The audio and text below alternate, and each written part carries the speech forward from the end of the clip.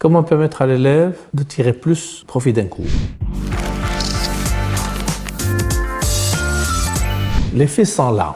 Seule une partie très infime est transmise ou reste emmagasinée dans l'esprit de l'apprenant, que ce soit dans un séminaire ou dans une école en général. Zoom, WhatsApp, Google Classroom sont des outils très performants qu'utilisent aujourd'hui les écoles, les formateurs en général, pour transmettre leur savoir. Ils ont quand même une lacune très importante. Ma fille aime étudier. Elle est dans une école qui a adopté le WhatsApp. Au cours d'un cours d'une heure à peu près, il y a un mouvement de 700 messages entre ce qu'on voit dans son professeur et l'interaction avec les élèves. 700 messages. Moi, je me suis toujours posé la question, comment est-ce qu'elle allait faire pour s'en sortir? Comment est-ce qu'elle allait pouvoir sortir quelque chose de cette formation pour qu'elle puisse plus tard réviser? 700 messages. C'est pas anodin. Une fois qu'elle a fini le cours, après plusieurs jours d'études, imaginez chaque heure, plus ou moins 700 messages. Comment va être le disque dur déjà de ce téléphone qui emmagasine toutes ces informations qu'on voit le professeur, que ce soit en vidéo, que ce soit en audio. Après plusieurs jours d'études, comment est-ce qu'on peut imaginer qu'un élève puisse, ou qu'un apprenant en général,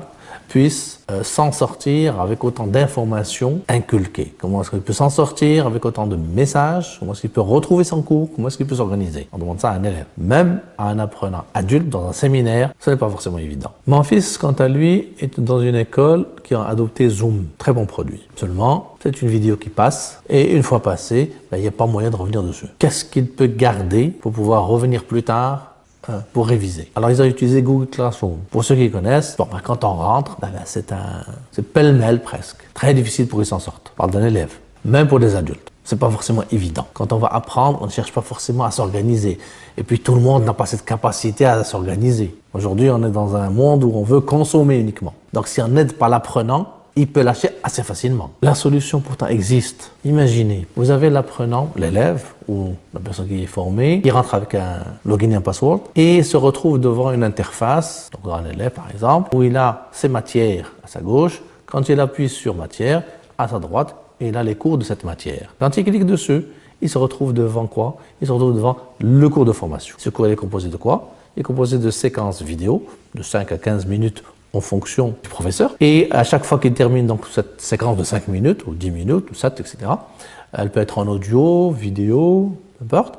Et après, dans ces 5 minutes, il a un QCM pédagogique qui va aider l'élève à se creuser un peu la tête pour trouver la solution. Et en fonction des réponses qu'il va trouver, il aura une note automatique qui va lui dire, qui va suggérer de revenir au cours si la note n'a pas atteint le seuil qu'a fixé le professeur. Avec une telle solution, on résout 3 problèmes. On continue à utiliser Zoom, WhatsApp, etc. Rien ne change. Juste que le professeur, qu'est-ce qu'il fait? Quand une fois terminé, il va découper, il va placer les cours et mettre ce QCM. Donc on disait, on va résoudre 3 problèmes. L'élève est organisé. Parce que c'est pas à lui de s'organiser. On lui donne quelque chose organisé. Donc l'élève, il rentre, comme on dit tout à l'heure, il a ces informations. Le professeur, il a la possibilité de voir qui ont vu les cours et qu'est-ce qu'ils ont eu comme note. Ça va permettre au professeur de voir où est-ce qu'il y a une lacune chez tel ou tel élève. Ou si tous ont la même lacune, c'est qu'il faudra peut-être refaire le cours différemment ou compléter le cours. Le directeur de l'établissement a le loisir de voir un peu tous ses élèves, où est-ce qu'ils en sont, et voir un peu chaque professeur qu'est-ce qu'il alimente et la qualité qu'il donne à ses clients en fin de compte. Il faut faire un terme à ça. Simplement donner de l'information et laisser l'apprenant se débrouiller. Non. La solution est là. Ne laissons pas nos élèves perdus. Demandez une démo.